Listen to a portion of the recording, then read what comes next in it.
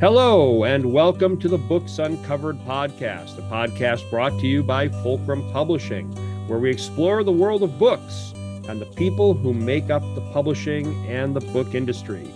I am Sam Shinta, publisher of Fulcrum Publishing, and I am joined today by Kateri Kramer, our marketing director. Hi, Kateri, how are you today? I'm good. We're in the full swing of things with our fall books. So busy little bees over here. We've had 2 books come out in the last couple of weeks and getting ready for 3 more. How are you doing? I'm doing great, thank you. Yeah, it is an exciting time of the year with fall books. That tends to be the big part of the year for publishers to release books. If you're a consumer, what you probably notice is that there's a huge chunk of books that come out in that late March through early May time period. And then the real big season for publishers tends to be the September, October into early November season. And so you're seeing a lot of books released every week right now lately, fiction and nonfiction. And so it's just a wonderful time of the year in the publishing industry. So glad you could join us despite all the craziness and the chaos. Absolutely. Well, our guest today is one of Fulcrum's authors and is one of those authors who has a book coming out this fall. We thought it'd be fun to have him join us.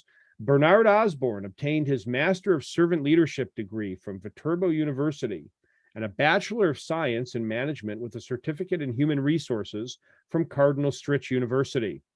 He is a lifelong employee of the flow instrumentation side of Badger Meter.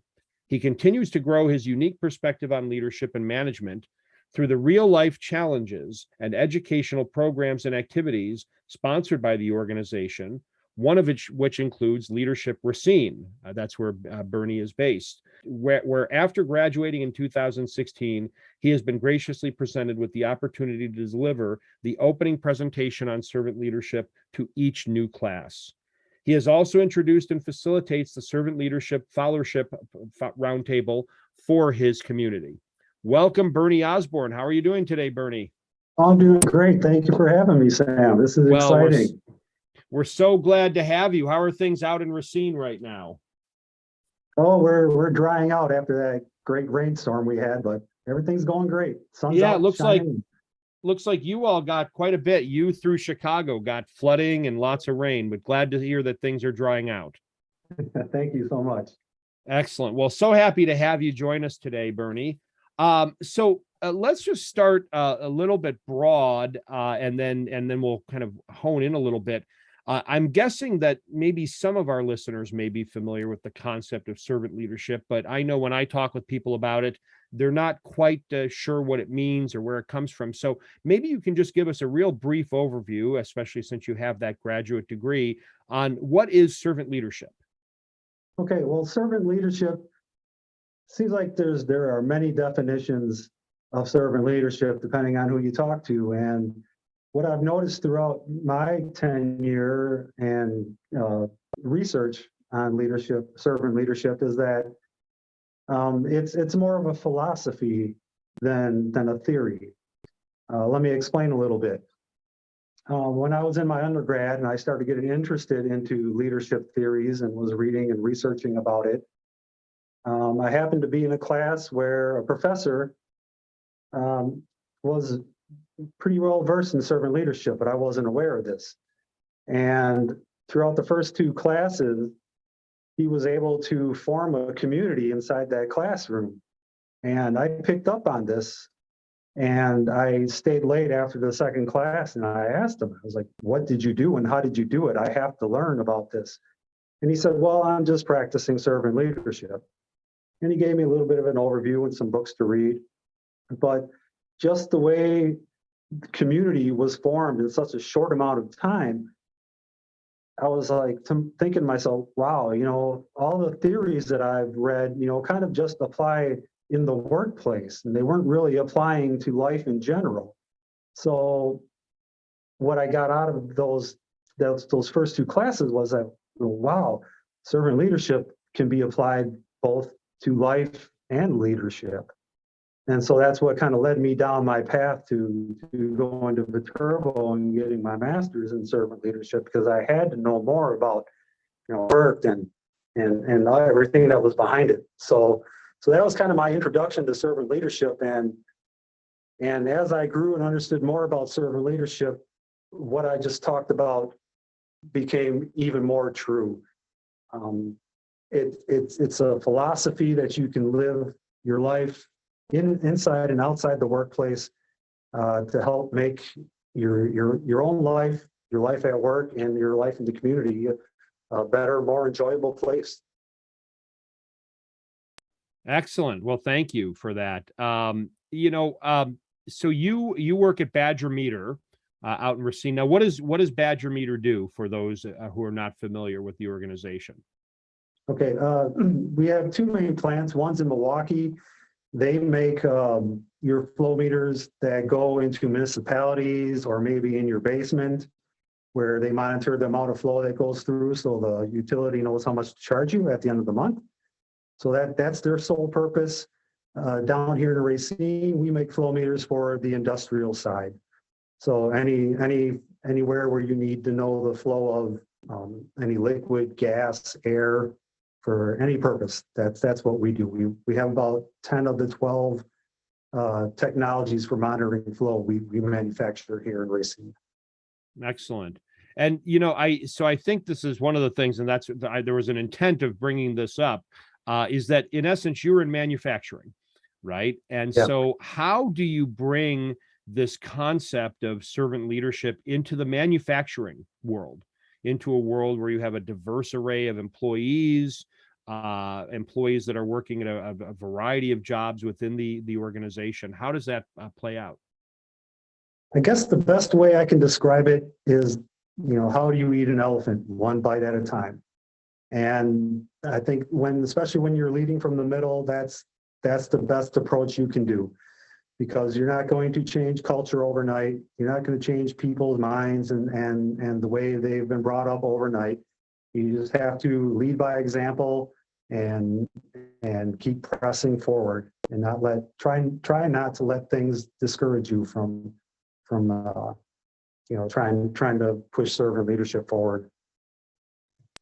And you mentioned that phrase, leading from the middle, which is obviously the whole premise of your book that you've done here. And I think what I really admired about what you've done in this book is you've done two things that are not typical in a lot of the business books that we see out there, about a lot of the business leadership books that we see out there.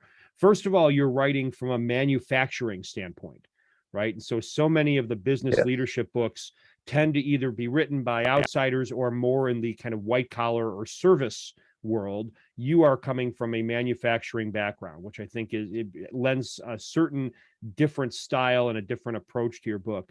But then more importantly, this whole idea of leadership from the middle, that your book is not written for the people at the top of the organization, which again, so many of those organizational books are written for the people who are leading organization or people who maybe aspire to lead the organization. Instead, you are writing for the thousands and thousands and thousands of managers that exist at all these organizations, somewhere in the middle, right? Somewhere below the top and the folks that are doing the daily tasks. So what motivated you to take this approach with your book? Well, I think you hit the nail on the head, right, in what you just said. When I was researching leadership, a lot of the books that I was reading were written from CEOs or consultants, and there's a lot of good stuff there. But when you're leading from the middle, you have your bosses above you, and you have your reports reporting to you, and you're the person that's stuck in the middle. So, you have to juggle what's coming down from above and what your reports are asking of you, and try and make sense and have everything work together to produce what you need to produce and have everybody get along. So I kind of reflected on my own leadership journey, and I thought to myself, well, I didn't have anything to let me know, what to expect, what to do, not that the book that I wrote is a, how to do it book. That's far from it. But I wanted to help provide what I'm considering a place of base for middle managers and supervisors and leads, to provide a common ground to build all the relationships that you need to build to help make all aspects of your leadership come together and work as best as it can. And I think that's like, as Sam has already mentioned, it's what makes this book so unique, and it's what makes you really unique, because that type of book isn't that prevalent in this space. I'm curious, like, what sparked the idea for the book, and for this, like, specifically talking about middle management and going out from there? Yeah, well, like I said, I didn't have anything guiding me. When I first became a lead, and then I first became an assistant supervisor, what the organization was expecting of me and what I felt was right inside, sometimes it didn't connect. And so that provided struggle for me. And over the years, I kind of picked up, you learn from experience, and you grow from that. But then when I discovered servant leadership, and I started applying it in my daily, duties and in my life, because I noticed things started getting better and better, and I became more confident, and I became a better leader in my eyes anyway. So I was like, wow, what can I do with what I have that can do the most good for the most people? So I thought, well, why don't I try to write a book and see what happens?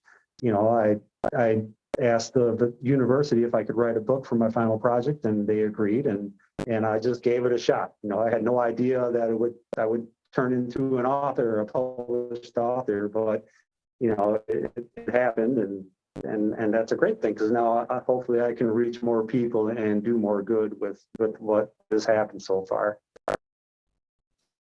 That's really cool. And I like that it was like kind of a culmination of everything that you had learned through your master's program, which is really nice.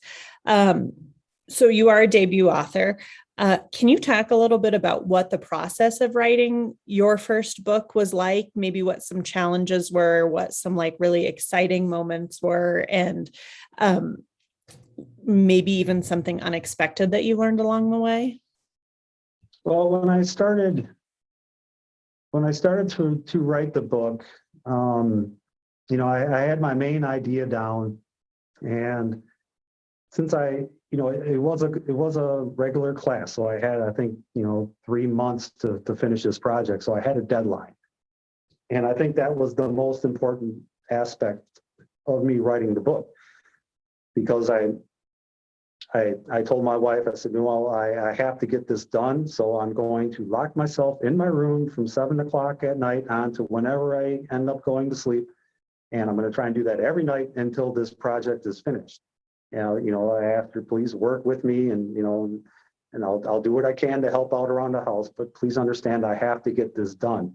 And she was more than willing, bless her, for helping me out at that. So that was the first challenge, just motivating myself to sit down every night and just try and plug away. There were some nights where the words just flowed, and I could write and write and write. And there were other nights where I would just stare at the same sentence for like 2 hours, and maybe try rearranging it this way or rearranging that way. That was a challenge.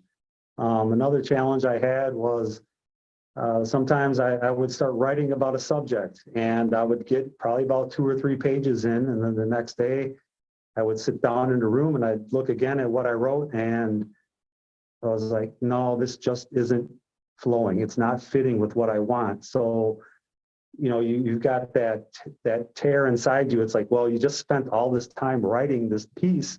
Now you're saying you don't want it, so you have to be able to let go of the things that you really you know deep inside that it's not going to work, you know. So those were some of the challenges that I had. Some of the exciting things. One thing that sticks out was that I learned that your writing influences your thinking just as much as your thinking influences your writing. And what I mean by that was as I was writing the book, I noticed that some of the things I was writing, I wasn't really practicing fully. But here I am trying to teach it to somebody. So then it, gave me pause to sit back and think, all right, how am I actually living my life? How am I approaching leadership? So by going through the writing process, it actually, I think it made me a better person and a better leader for the organization. So that's what kind of surprised me about the writing process. You mentioned this whole idea of teaching and the point that, you enter the book as trying to write from a teaching perspective. But of course, you're a practitioner, you're also an employee, you're also a manager, and having to blend all of those roles as you're doing this book. What have you found to be the biggest challenge? And now I'm not talking about the book, but I'm sure this is, you echo this in the book, but instead in your daily practice of teaching these methods to the folks that you supervise. How do you impart the value and the virtue of servant leadership to folks? And what are some of the hurdles that you face? Well, I think mostly you can teach through conversation and your actions. That's pretty much the main 90% of what you can do. Just applying what you've learned and being consistent with how you act. The challenges are just like any other challenge. There's always something new popping up. There's always new obstacles that you can't get away from. So how you approach things, you want to be consistent, persistent, and resilient in how you respond to things. So people find that comfortable base. So they, when problems approach, they can approach you and feel safe, to discuss anything and help resolve the issues that appear on a daily basis. Once again, I go back to, taking a bite out of the elephant. You just got to consistently perform and use the servant leadership as best as you can. Have there been times where you've attempted to use the processes and the methods of servant leadership, and it just doesn't seem to connect to the people that you are managing? And how do you then deal with those challenges? Well, I don't think servant leadership has ever failed me. I think if something doesn't work, it's because I haven't thought it through or taken the time to think it through or, contemplated enough or, just didn't have the experience with that type of situation. Hindsight's always 20/20. And that's a big part of it. And that's a big part of servant leadership is, reflection and contemplation. Without that, you really can't grow as a human and as a leader. And that's part of the challenges in our fast-paced world, in our fast-paced society. People want an answer now, they want a quick fix now, and that's where a lot of issues come. If they don't come right away, they'll surface later on. So I don't think servant leadership is the issue. It's just how it's applied and how your experience fits into it, and how willing a person is to kind of lay back and not let themselves be forced to make a quick decision if it doesn't have to be made right away. That's exactly what I was hoping you would get to, is this whole idea of reflection and contemplation. So thank you for bringing that. Was trying to figure out the best way to elicit that whole point. But this whole idea that as leaders, right, we're not always going to do it perfectly. We're going to use the tools in our toolbox to try. And then where the real change and transformation comes in is stepping back and reflecting on those things, contemplating, and then going back the next day and applying those. Correct.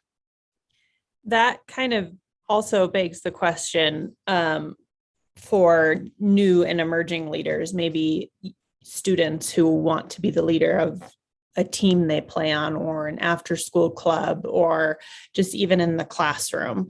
What advice do you have for people who haven't been in that position before, but are really invested in becoming leaders in their communities? Well, one is to become the best listener you can be. I think that's the cream of the crop of all the characteristics of a servant leadership, is just make sure you're listening, because you care to hear what is said. I think that's the best way to approach any situation, whether it be life or leadership. And then the second thing I would say is, acknowledge the fact that everybody is different. Everybody gets brought up in a different situation, a different family unit, and how people are raised and the rules that they're raised around are totally different. So when you get into your classrooms and your schools and your organizations, all the people around you have all these different upbringings about how they view leadership and how leadership has affected them. So that's where listening kind of coincides with that, because now you need to take that aspect and learn how you can use what they have to bring for the better of everyone. And that's what I'm hoping that servant leadership from the middle does, is that it provides that place of base to help train new and emerging leaders on achieving that, and then helping others to rise up to that same level. So as a first-time author, this is obviously a difficult process, and we talked a little bit about the writing piece. How has this whole part of becoming a published author gone for you thus far? Oh, it's been amazing. It's been amazing. No difficulties at all. When we went through the editing process, I was kind of scared, at first. I didn't know what was going to come back and what changes were going to be made, but I kept an open mind. And when I got the first edited piece back, I read through it, and everything that was edited made sense. And that really put me at ease, because I was like, okay, we're on the same team here. We want to make this book the best book it can be. And the publisher is not a separate entity, but it's my partner. And taking on that aspect, looking at it from through that lens, really improved the whole process. And going on from there, going into the marketing phase, Fulcrum has just been there for me the whole time. Anytime I have questions or anything that comes up, Fulcrum's been right there, helpful, supportive, all the above. I just can't say enough about how great and inspirational this whole process has been. Well, that's great to hear. And I especially, was thinking about this whole, how do you deal with the anxiety part of being a first-time author, and the recognition. And I think, publishers who are doing it right, and there are a lot of them out there, they do instill that idea that this is a true partnership, that we are working together with the author to create the best thing possible, and to bring that out into the world. Yeah, and Fulcrum sure is doing the right thing. I'll tell you that. Well, thank you. Thank you so Thanks. much. Thank you for that. That's a great compliment for our team, which is just a remarkable team. We've got just wonderful people that do the work and make all that happen. So I thank you for saying that. Well, now is my favorite time of every podcast, beyond the conversations, which are just always fun, but this, hey, what you reading, where we talk about what folks are reading in different areas pertaining to their area of expertise or knowledge or work. And so this week, I thought it would be fun if we talked a little bit about books that helped you out. And I, these are books that are generally termed as self-help books, right? But I know that phrase carries a baggage with certain people. But certainly these books that we read that inspire us, motivate us to be better people, to be better workers. And your book, obviously, Bernie, does just that. Your book is a book that is designed to make people be better leaders, better employees, and better citizens, better people within their communities. So I was curious what book you would recommend that motivates you to be a better person. Yeah, the first one that comes to mind is it's an old book. I believe it was published in 1912. It's called The Science of Getting Rich by D. Wattles. And it's not about making money per se, it's about having a rich life. And I think it's one of those original self-help books that came out. There's been a couple books published since then that are on his premise, but that's the one that really enabled me to turn my thinking around to a more positive way of thought. That's one I highly recommend. It's not a very long read, but he makes some very good points, and the points that he makes, you can actually apply that to your life, and you can see how what he's saying has come true for I'm sure for everybody at one point in their life or another. So that was one of my first breakthroughs in like a self-help book. It's a great recommendation. I love the fact that the title makes you think one thing, but the actual book is actually about something much deeper than Right. that, which sometimes some of the best books do. How about you, Kateri? So for a first, I have only chosen one book because it's really, really good. And I want you to focus on it. It's called Maybe You Should Talk to Someone. It's by Lori Gottlieb. It's not your traditional like self-help book, but it is nonfiction. It's a memoir written. Lori was and still is she was a New York Times bestselling author, but is also a columnist for The Atlantic. She writes the Dear Therapist column. And it's really good because she goes through this period in her life that was difficult, but she was still treating a lot of patients. So we hear about her patients, we hear about her experience treating those patients, and then what's going on in her personal life. And it's just really, really good. It's a fun read. It's one of those books that's like heavy and you're going to cry, but it's also really funny in certain parts. And it like makes you want to go find a really good therapist, which I think is great. So yes, this was my non-traditional self-help book suggestion. Excellent. Excellent pick. Well, mine is also a little bit non-traditional. I actually, the folks that inspire me are actually even a bit older than Bernie's recommendation. I go back to the Stoics, to people like Epictetus and Marcus Aurelius. One of the things that I have sought to do in my life, especially as I get older, is to better understand and embrace Stoic philosophy. And it is a journey. It is not something that I don't think I'm even close to in terms of my practice, but I am working on it all the time. And so last year, a very good friend of mine recommended I read this book called A Guide to the Good Life, The Ancient Art of Stoic Joy by William Irvine. And it's funny, right there in the title, The Ancient Art of Stoic Joy. When people think of Stoics, they often don't think of joy. And yet what Irvine does in this book is he brings together a lot of the Stoic writers, Seneca and Epictetus and Marcus Aurelius and others to explore how we approach life.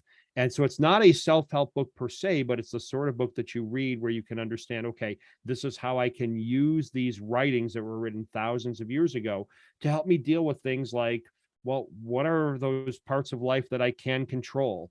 And how do I deal with the parts of life that I can't control? How do I build the resiliency to deal with those? How do I deal with aging and mortality? The Stoics were outstanding on that. How do I deal with worry in our contemporary society and dealing with anxiety?